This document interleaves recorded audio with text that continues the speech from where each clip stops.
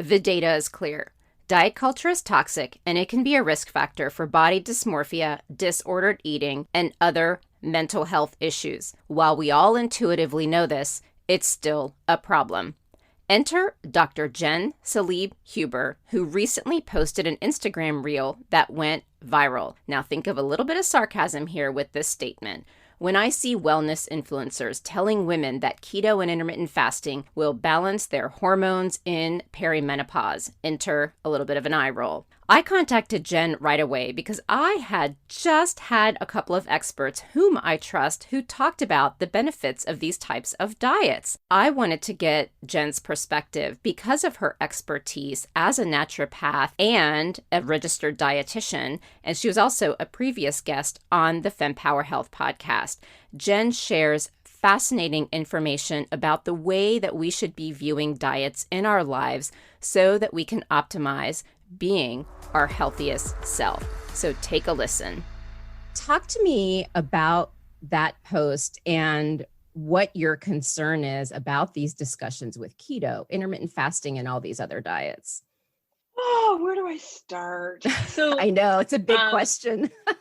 So first, thank you for having this discussion. I've said before that one of the things that I love about your podcast is that I think you do such a great job at just bringing all the opinions to the table and just inviting respectful discussion around things that maybe people aren't used to hearing both sides of the story. So I think it's just so important for everyone to have that discussion. So thank you. Just to give everyone a little bit of background about where I come from. So I've been a dietitian for 21 years. I've been a naturopathic doctor for almost 17. And for the first part of my career was very traditional and conventional. It was very much, calories in, calories out. We control that equation, we control weight, we control health. And what happened after experience, which I think is what happens often after experience, is that you realize that it's not quite that simple. And as I entered midlife and my practice really started to focus on women in midlife, I realized that something wasn't working, and it wasn't the women who weren't doing dieting well enough. It was that diets didn't work. And the more that I kind of dove into that and really started exploring the science and the research around dieting and the success and failure rates and, kind of what we define even as success, I realized that we had been sold a bill of goods, professionally, personally, culturally, that we could control our weight by controlling food and controlling exercise. But that's not most women's experience. Most women have the experience that they do all the quote unquote right things. They try hard, they try over and over again. And while things might work in the short term, they're unlikely to work, and I'm saying work in air quotes, in the long term, because the data that we have around dieting is really clear that intentional efforts to lose weight will fail, meaning that any of the weight that is lost is regained upwards of 80%, and some studies even suggest 95% of the time, so that there is no kind of clear path to easy, sustainable weight loss, which is the unicorn that everyone's looking for. And so what's happened over the last, I think, kind of 5 or 6 years on social media is that we really have these dietary tribes which have taken hold, where people have very strong beliefs, very strong opinions, and whether or not they're truly qualified to give advice about food and nutrition and health, it's out there. And so women in midlife who are struggling with the body changes that we all experience, who maybe have spent a lifetime trying to lose weight, are at the point where they're literally willing to try anything because they still believe with all of their heart and, believe unquestionably that they should always keep trying to lose weight no matter the cost. And that is where I draw the line. And I think that was kind of the message that I sent you, was that even if it works, meaning that it produces weight loss, the side effects of those restrictive diets where people have to not have cake at their child's birthday party, where they have to count every meal and every calorie, where they have to say no to foods they enjoy and eat foods that they don't enjoy, is never going to be healthy. And that is the part of the conversation that I think is left out of when people are talking about, does keto work? Does intermittent fasting work? Sure, in the short term, it works like any other diet. In the first 3 to 6 months, it will probably result in weight loss, but after that, it's unlikely to work in the long term. And as a result of that, women are often left feeling like there's something wrong with them, that they haven't tried hard enough, that they need to do more. And all of that leads to a very disordered relationship with food, which is where women land in front of me, no longer knowing what to eat, how to eat, or what's wrong with them. When you were first starting out, you were talking about the data. And I think generally people hear things like diets don't work, but then you see all these companies popping up and all these products that are popping up and the Instagram and other social media outlet pressures that are coming up. So I guess one question that I do have is how can someone internalize that? Because one of the things I've gotten in my own health journey is there's the knowing, and then there's that deep intuitive, Totally. You get it. And it's a journey. And, this almost feels like it should be the last question, but it's in my mind now, which is, how should someone then view being healthy, and how can someone get it early on, where they're not having to wait and suffer and then come to you? Maybe they come to you early on. What are you finding as the themes where it clicks? There are a couple of different situations where women land in front of me. So often women come to me feeling like, I've tried everything, nothing is working. This is the last thing left. Help me. That's a common refrain.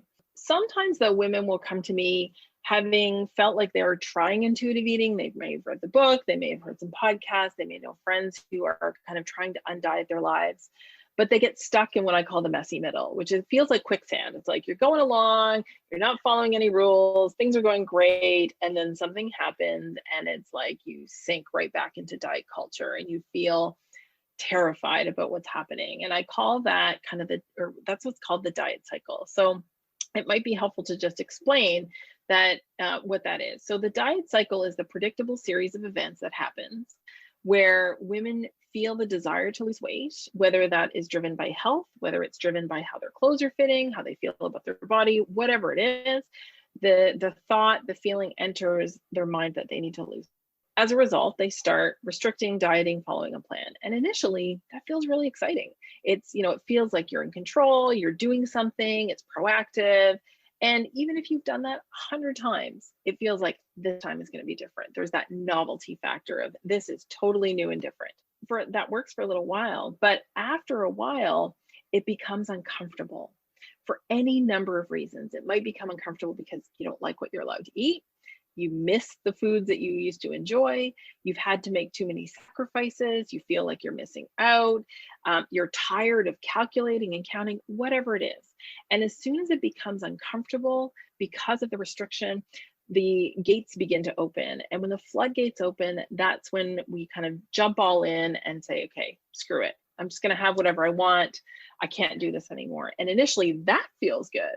There's relief. There's like, oh, thank God I'm not doing that anymore. But then after a while, and sometimes it's as little as a few hours, we're right back in that diet cycle because we've now entered blame and shame. Why couldn't I stick to the plan? What's wrong with me? There must be something wrong with me. The rules are really simple. Why can't I just do this? And so that diet cycle is repeated for some women hundreds of times over their lives. And so where I come in is that I try and get women to see that we can interrupt that first thought and we can stop and say, okay, why do I feel like I need to lose weight? Why have I made weight loss the pinnacle of my health journey and a proxy for health, whether it's childhood beliefs, whether it's your experience growing up as an adult, whether it's your friends, whether it's just diet culture in general. When we can understand what needs to be met in other ways so that you can feel safe and secure in your body, when we can understand what it means to be attuned to all of your needs, not just the need for nourishment, but the need for pleasure and connection and rest and movement and joy and all of those things, then we can eat intuitively, which strictly speaking, some people interpret as eating when you're hungry and stopping when you're full. But that's really just kind of the tip of the iceberg, because it's really about eating with permission, just being able to eat any food that you find enjoyable and satisfying and pleasurable. And some people worry that with that kind of unrestricted kind of, box, that they're just going to eat whatever they want. And while that is true, it doesn't mean eating whatever you want to the point of not feeling well or not honoring your health. So there's just so much more to the intuitive eating piece. But I think a lot of women don't recognize that diet cycle until I describe it. And as soon as I describe it, they say, oh yeah, that's me every day, every week, that's where I'm at. So if we can see where we're at, then we can start to see, okay, where can I start to step out of that? The way you explained the cycle, one thought I had is we're in a quick fix culture, and I can totally see how someone might see something on Instagram where that's the quick snapshot. They don't see all the work that goes behind how somebody looks. They're like, no, I'm just going to try that. Like, I don't need a psychological analysis. That takes too much time. I need to change what I eat right now. And so I'm curious, because it sounds like when you explain it to people, they're like, that's me. So is it some people are just going to have to be on that journey to get something else has to change, and it's not constantly trying those diets that they hear their friends talking about? Is there like some other words of wisdom for those that look at this and are like, I don't need a psychological analysis. I just need to lose 5 pounds for my vacation next week. Like what would you say to them? Again, I think it's kind of that diet culture bill of goods that we've been sold, that we can diet and exercise our way into someone else's body. And we can't, okay. Right? If we all ate the same thing, we would all look differently. That's true. And my favorite kind of example from that. So we also know that 70% of our body size and shape is genetic. And what I mean when I say that is that there are several large enough studies to generalize the findings of twins who are separated at birth, who were reunited later in adulthood, 20s, 30s, 40s, for us to say that, oh, you know what? 70% is nature and 30% is nurture. And that comes as a big surprise to people, because, we've been told that you can shape and mold your body into whatever you want it to be, but there's a limit to that. And that's probably only like a maximum of 30%, and probably not even 30%, because there's other environmental influences that aren't under our control, right? I mean, people are looking at chemicals in the environment and how they influence our body size and shape. But, I always like to share a story from my own life about this, where in 2018, I found out that I was donor conceived. So I was conceived with a sperm donor in the late 70s. And as a result, I now have this relatively large family. One of the half siblings that I have, so we all actually look quite a bit alike, but one of my half siblings actually lives here in the Netherlands, now about 3 kilometers from me. And she and I are, I think, as close, we look more alike than many full siblings I know. And so I actually have a picture of that in the intuitive eating highlight in my Instagram. But we are within half a centimeter of each other. Neither of us know our weights, so we don't know what each other weighs, but we can shop for each other. Like I'd buy something on clearance if I liked it and knew that it fit her. And we are so similar in size and shape that it was just such an incredible real life reminder to me of how important genetics are in determining how we look. And so I think that for many women who have struggled with that, who, just to be able to say that, you know what, I'm actually not in control of as much as I've been led to believe. So even if I never eat before lunch and never after 7 and only ever eat cauliflower for the rest of my life, I'm still not going to look like the person on Instagram who does. And, I think that when we start to realize that we really can have health at every size, and that weight isn't a proxy for health, because there are many people in smaller bodies who are not healthy and many people in larger bodies who are, it really gives us the freedom to explore what health actually is. And if weight has been the only way that you or your medical provider or anyone else has been defining health, or the primary way, then it can be really liberating to realize that, walking every day is a fantastic health promoting behavior, even if it never changes the scale. My health journey of when I really started to care and monitor things and understand was when I started having the fertility issues. And about 3 years in, this doctor said that I had to cut out gluten and dairy. And I remember I resisted. Like I called him up and I'm like, can I have wheat germ? It's healthy. No, it's gluten. I'm like, come on, a little bit. He's like, ixnay, no way, because I have endometriosis. For me, what I learned is I'm black and white. It was way easier to just say no gluten. So when I was at my client that always had cookies, I would walk by the cookies, never thought twice. That worked for me, the limitation. But then what started happening is I got in with the crowd of like all these different things. I learned about the AIP diet, which actually was amazing, but I did find the limitations. And so there's elements where feeling out of control with fertility treatments, but having a diet I could control. I'm sure that I was starting to get on the edge of like being overly limiting. So between 4 years of injections and all the other things that go with fertility, the diet, the am I pregnant, all that drama, I'm now to the point, and also because I'm in perimenopause and we are so powerful when we hit 40 and 50 because we just don't care anymore. So I think that's another thing. Slowly over time, I have now just gotten to the point of like, I now know what works for me and then I make choices. So like, I don't eat gluten, but I know if I cheat, I get little white dots on my forehead. Luckily right now with the lighting, you can't tell they're there. I know that if I have dairy, I instantly feel sick. I can't have Asian pears because I look 6 months pregnant. Like, I just know, and if I have, too much wine, I have severe anxiety. Like so I know my triggers. And so it's more, I now feel like I just make choices every day. And it really is so much easier. And yeah, I limit and yeah, people may get annoyed with me, but I'm like, but I feel good. And so I just don't care.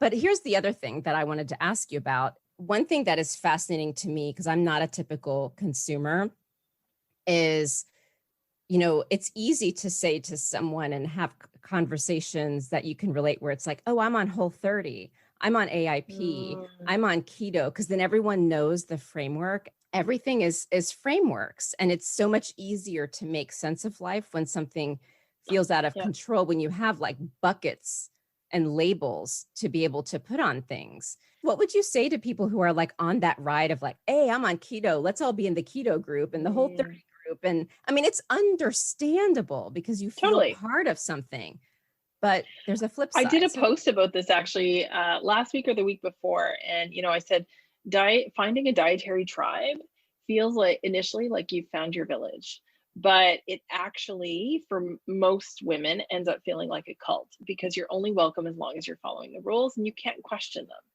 And, so many women have said that, oh, I was in this group and we were all doing keto. But then when I asked about this, it was like, oh, you can't do that. And I was, blamed and shamed and made to feel guilty, or that and then, so I think that anything that requires you to be 100% all or nothing doesn't allow you to question, how can I make this work for me? Like you've done, right? Like you were able to take like this blanket advice you were given and really kind of say like, you know what, this actually might be something that works for me and that I can make that choice and feel like it is a choice and that not something that I have to do. I think that for most women who are in these kind of dietary tribes, it's the novelty of feeling like they found a village of like-minded women. But for most of the women, at least that I work with, and I can definitely see that I work with a biased sample of people who it hasn't worked for. That for most women, they end up feeling like they're less than. It's like, well, why can't I do it? It's working for this person. Why, can't I get up every morning and make the things that they're making? So it invites comparison, and we already have so much of that in our life, right? We already have so much comparison that makes us feel less than. That, a village should really be someone who meets you where you're at and supports you in the way that you need to be supported and not just following the rules. So yeah, that's kind of my thoughts on dietary tribes. So then what is the solution here? Because I know you're not at all going to say, well, I think all women should eat this, not that, and those types of things. So I'm very curious because I always like to offer solutions. Then what? So what do we do now? There's these diets, we have these attitudes. I could see, I'm going to guess one of yours is probably get off social media or unfollow certain people or whatever. But I'm so curious what your, general advice is for women who are trying to get on the right path and still feel good about how they look and feel, because it really is also how we feel. Let's not Totally, underestimate it's that. how we feel. And how we feel is really all that matters, right? Yep. Like what other people think shouldn't matter. I know it does. I'm not going to claim to be immune to that. But so Glennon Doyle's recent podcast was her podcast, We Can Do Hard Things, was on bodies and how we feel about our bodies. And she really had this amazing concept that, kind of even me, as someone who's worked in this for years and years and years, it kind of just really was like an aha moment that we can either control our bodies or we can love our bodies. We cannot do both, because the things that we need to do to control our body are not loving. It's restricting, it is deprivation, it is following rules that may not feel intuitive, that may not be serving us, it is denying ourselves. It is not love. But in order to love our bodies, to show respect and kindness and trust, we have to let go of some of the control. And I think that's where the framework of intuitive eating really is a safe place for women to land, because it says, you know what? I acknowledge that you have lived in diet culture and are so indoctrinated into this diet mentality that it is what you live and breathe, and you do not know how to function and have a relationship with food that doesn't involve following a plan, a set of rules, counting, tracking, and using the scale as a measure of success. That is diet culture. But there is another way. And to do that, we need to undiet your life. We need to examine those beliefs. We need to really understand them. Are they serving you? Are they not serving you? How can we change them? And we need to develop body trust, which is really trusting your body to tell you when it's hungry, when it's full, when it needs to feel satisfied, when it wants to move, how it wants to move. What does it need? Like I said earlier in the podcast, we need to meet those needs of connection and joy and movement. All of those things help you to love your body, regardless of what the scale says. And it's not that you will no longer ever desire weight loss. I'm always really clear with women that I think that it is so much a part of our culture that I don't think anyone, including me, can ever get to the point where that's completely removed from your consciousness, but it can become less important. Whether or not you fit into pants you wore 2 years ago no longer take up the space in your body image and self-image that they maybe once used to. That we can understand that who we are is much less about our bodies than maybe we've lived, right? So it's a complicated answer, but it's an extremely rewarding process to be a part of for women, and also for the women who go through it. It's a no regrets kind of thing. Like they always say, I can't even believe how great I feel about my body, even though my body may not be the one that I've been working for all these years. Got it. So let me ask you this, for those who might be wondering, can intuitive eating lead to weight loss? Is it more so about how you feel? Can you achieve both? So that's such a great question, and thank you for asking it. So intuitive eating is not anti-weight loss, but it is against the pursuit of intentional weight loss for the purposes of health. So if, as a result of undieting your life, learning to eat intuitively, finding food freedom, all those kinds of things, leads to a change in your body that you are happy with, great. But we can't use that as a measure of success or failure, and we can't use that as like the barometer of success, because to do that really keeps us grounded in that diet culture mentality, right? That the number on the scale is the most important thing. So it's not anti-weight loss. But I always tell women, we have no idea of being able to predict what's going to happen to your body when you start eating in an attuned and intuitive way. For some women, that's weight loss. For some women, that's weight gain. And for some women, it's staying the same. But the goal is to get you out of the diet cycle and the blame and shame cycle, and to get you feeling like your relationship with food is comfortable and nourishing and safe and no longer taking up all of your thoughts, and no longer driving you crazy, so that you're like looking for something new every Monday because whatever you were doing before wasn't working. Because you haven't failed at dieting, it's dieting that has failed you. That's the most important take home. You have not done anything wrong. If any other treatment only worked 5% of the time, would we prescribe it? Would we use it? Never. We would never prescribe a drug and, telling someone that it would only work 5% of the time. But No, we that's do true. that for diets all the time. We prescribe weight loss, even though there is no known successful long-term solution.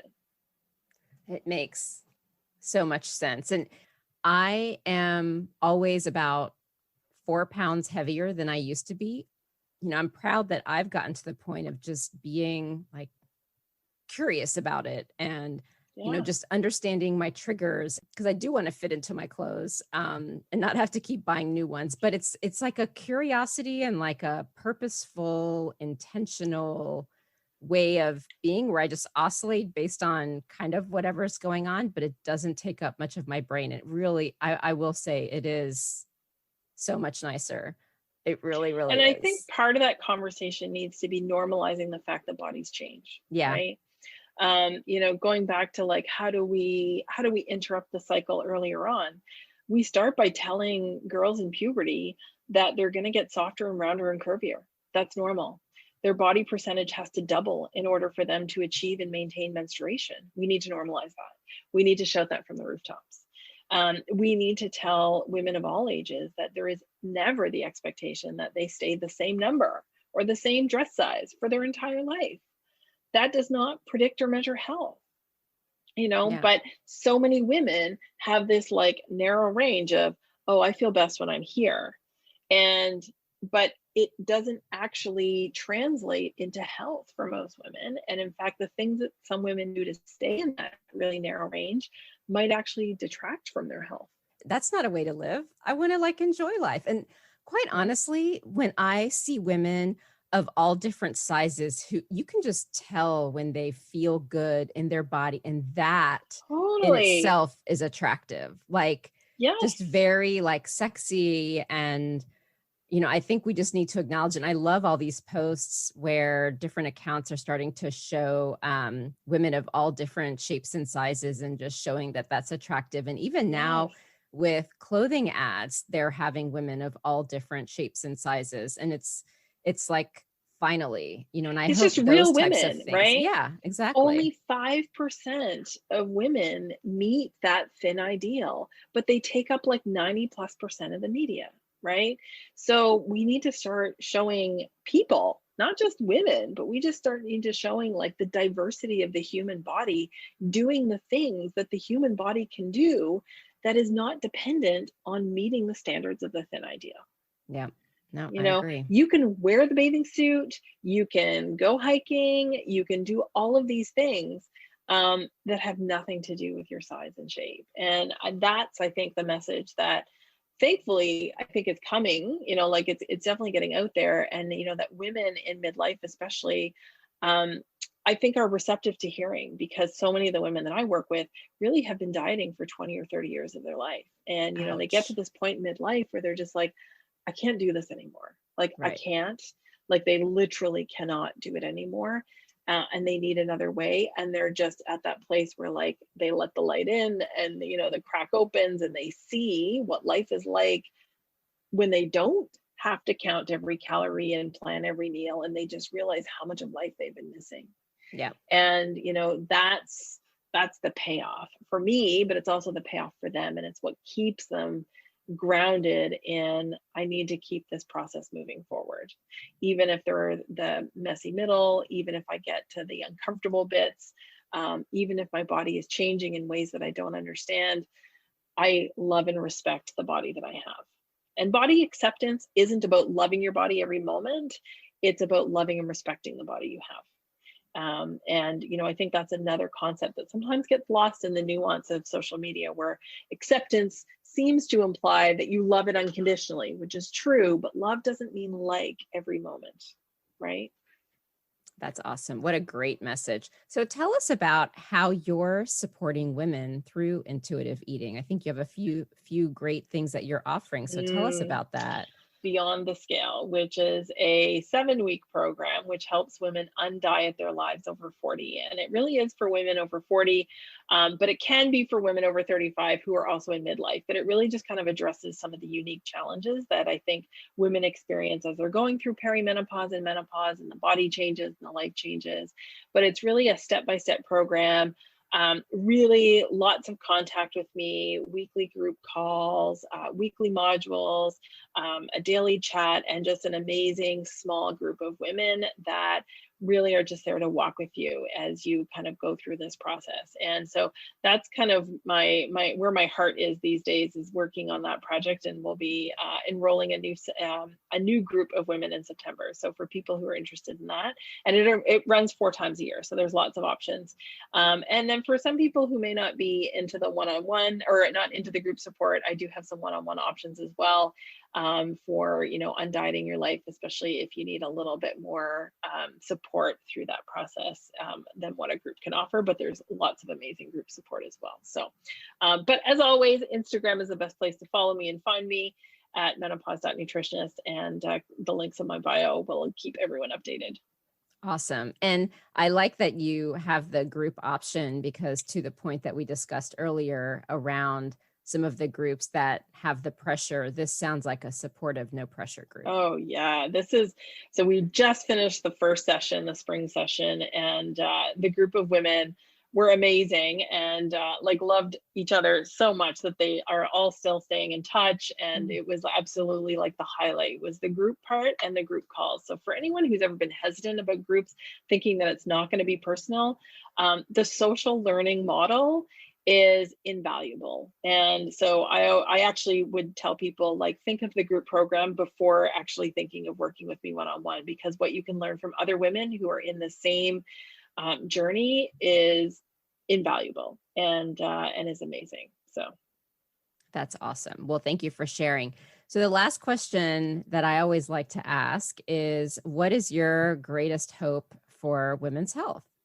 my greatest hope for women's health really comes back down to food. And for many women, I think that the food is medicine message has been their guide, and feeling like they absolutely must try their hardest at all times to manage health with food. But the reality is that food can't cure everything.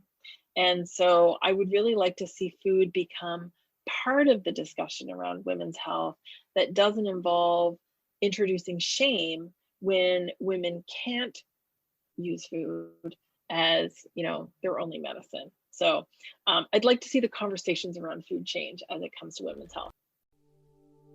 Thank you for joining me today on Fempower Health.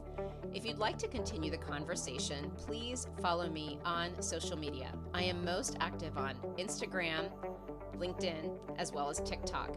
You can also subscribe to the weekly newsletter if you want to stay off social media to get the latest and greatest updates. And you can find a link to that either on my website, fempower-health.com, which is a hub to all the different health topics I've covered over the past 5 years, or you can go to the show notes where there's links to all the helpful resources that are relevant to this discussion.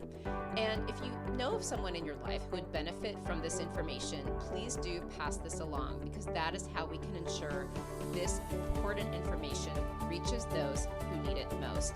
And for anything that is discussed medically, please understand that none of what we share on Fempower Health is medical advice. It is all for information purposes only, and only a conversation between you and your doctor can give you the care that you need. Thank you very much.